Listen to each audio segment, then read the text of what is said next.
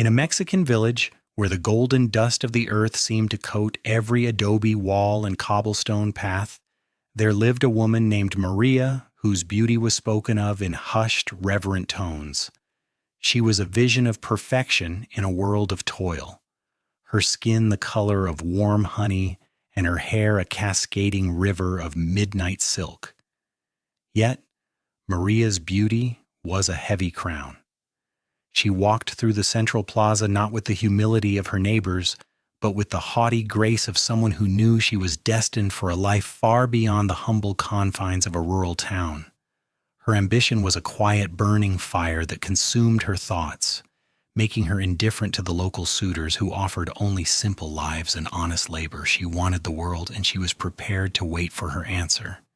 That arrival came in the form of a wealthy nobleman, a ranchero whose reputation for both fortune and charm preceded him like a summer storm. He rode into the village on a magnificent stallion, the silver of his spurs jingling with every rhythmic step. The moment his eyes met Maria's, the air between them seemed to vibrate with an electric, undeniable connection. For the nobleman, Maria was a rare jewel found in a mountain of common stone. For Maria, he was her answer. She felt a surge of intoxicating pride as she navigated their courtship, relishing the way the other village women looked away in a mixture of awe and jealousy. When they finally wed, Maria felt she had won a great battle, securing a status that elevated her above the very dust she had always despised. The early years of their marriage were a blur of passion and opulence. Maria lived in a sprawling estate, surrounded by the luxuries she had once only imagined. Her happiness was seemingly cemented by the birth of 2 sons. These children were the pride of the household, possessing their mother's delicate features and their father's commanding presence. For a time, Maria truly believed she had achieved the ultimate prize. She saw her children as extensions of her own triumph, the living proof that she had transcended her lowly beginnings. She would walk through the grounds with her head held high, the master of all she surveyed, draped in the fine fabrics that the nobleman provided. However, the seasons eventually began to turn cold, not just in the air, but within the walls of their home. The nobleman's duties to his vast enterprises began to take him away for months at a time. When he did return, the warmth that had once defined their relationship had evaporated, replaced by a chilling indifference. He grew tired of the rural life and began to crave the company of the city's elite, the high society circles where wealth was measured in centuries, not just gold. Maria, despite her grace, remained a girl from the village in his eyes, a beautiful distraction that had lost its luster. He began to ignore her presence entirely, his gaze sliding over her as if she were a ghost haunting his halls. His only remaining affection was reserved for his sons. He would spend hours playing with them, teaching them to ride, while Maria stood in the shadows, a forgotten queen in a crumbling dynasty of the heart. Isolation is a cruel teacher, and in the silence of her husband's neglect, Maria's love began to curdle into something unrecognizable. A toxic jealousy took root in her mind, directed not at the nobleman, but at her own children. She began to see the boys as thieves who had stolen the only fragments of her husband's heart that still remained. Every time he embraced them while ignoring her, a jagged crack formed in her psyche.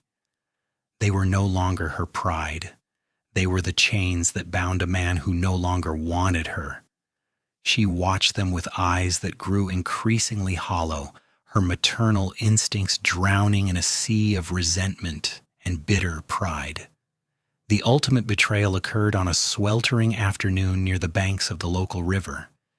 As she walked with her sons along the muddy path, the sound of an approaching carriage cut through the heavy air.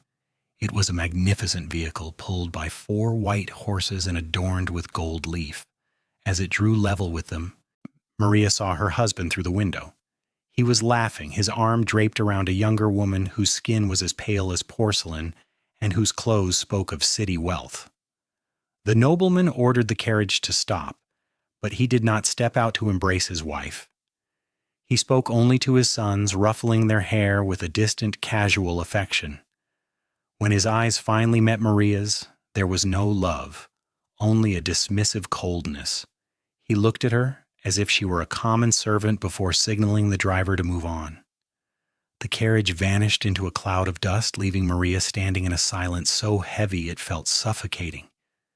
Inside her, something fundamentally snapped. Her heart didn't just break. It shattered into 1,000 shards of ice. The only sound in the world was her own heavy, ragged breathing and the relentless and uncaring roar of the river nearby.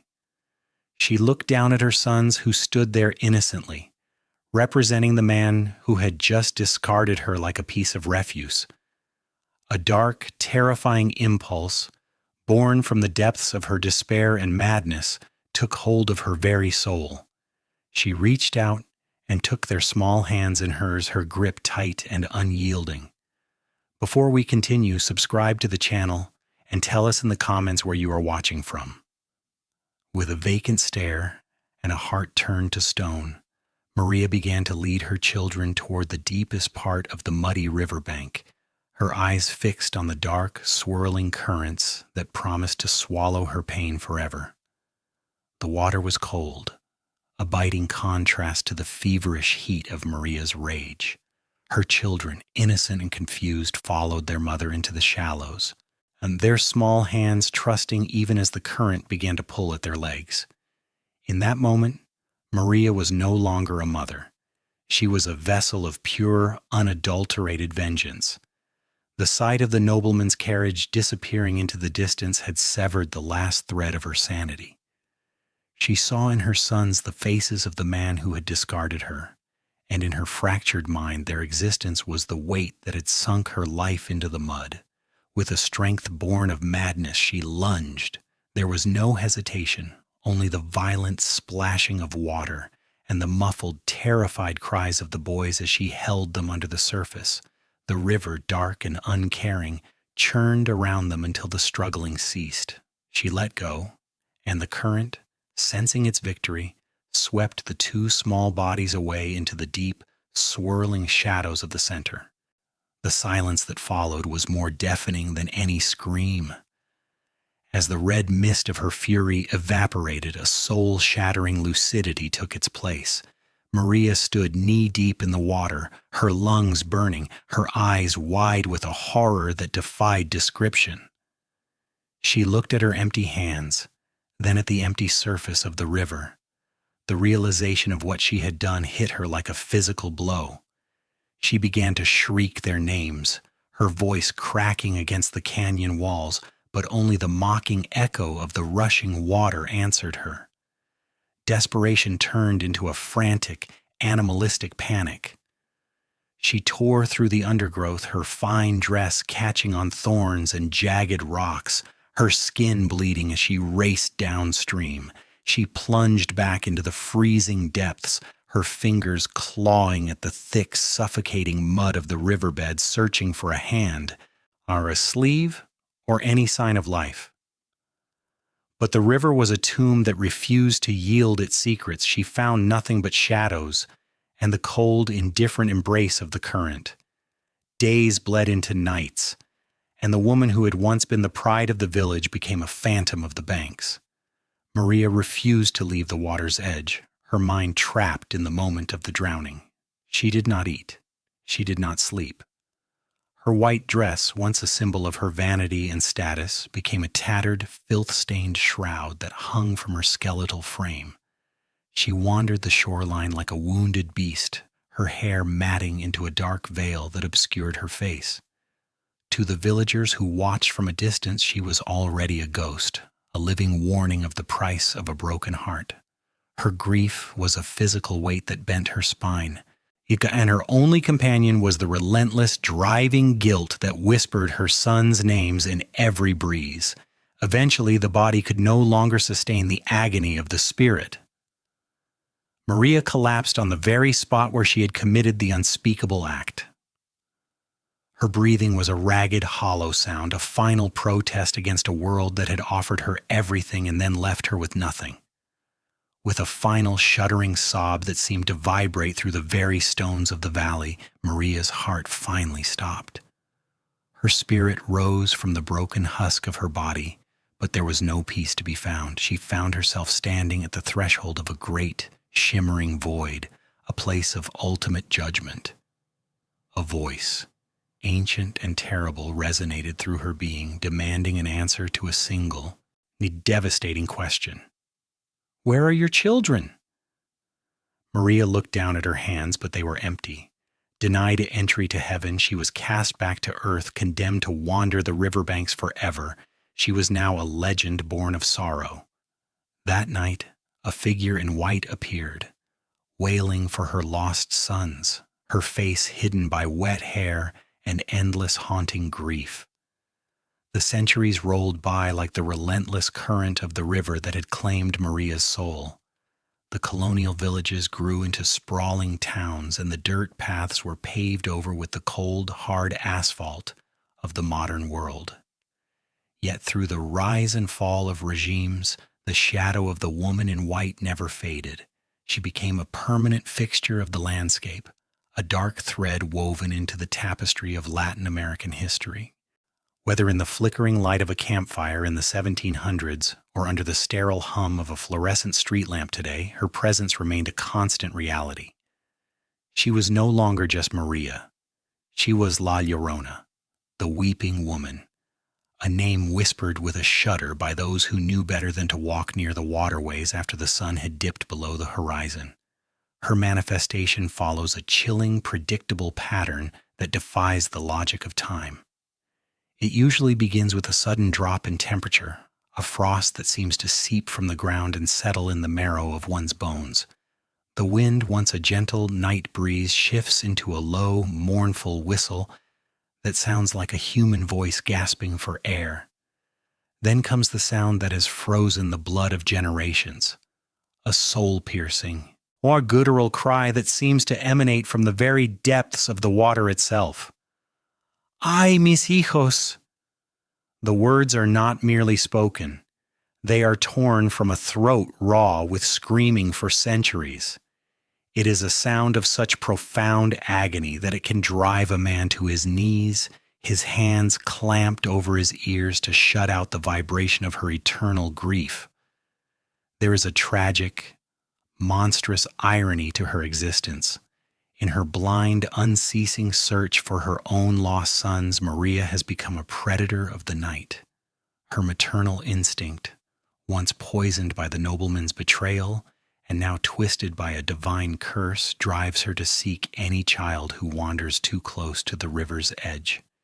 In the dim moonlight, her sightless eyes mistake the small silhouette of a neighborhood boy for her own flesh and blood. She does not see a stranger. She sees a chance at redemption. This is why parents warn their children never to play near the irrigation ditches or storm drains when the moon is high. Stories are told of children being pulled from their beds, lured toward the riverbanks by what they thought was the sound of a woman in distress, only to find a skeletal figure whose touch is as cold as the grave. To the culture that birthed her, La Llorona is more than just a ghost. She is a symbol of the consequences of uncontrolled passion and the archetype of the bad mother. She represents the deep-seated fear of a love that turns inward and becomes a weapon, a reminder that the bonds of family are sacred and that to break them is to invite a penance that transcends life and death. She is the dark shadow that looms over every broken heart, a warning that bitterness, if left to fester, can consume not only the self but every innocent thing one holds dear. To ward her off, families turn to ancient rituals and simple faith. Wooden crosses are placed by the water, and prayers are recited with a fervor born of genuine fear. Children are taught to keep salt in their pockets or to never answer a voice that calls from the darkness. Yet, the cycle remains unbroken. Maria is trapped in an eternal loop, a victim of her own pride and a monster of her own making. She is a prisoner of the river, destined to relive her crime until the end of time. As long as the rivers flow and human hearts are broken, her cry will never truly fall silent. Even now, if you listen to the wind near a creek, you might hear a faint, distant wail. You know it is her, and she is still searching for the lives she threw away.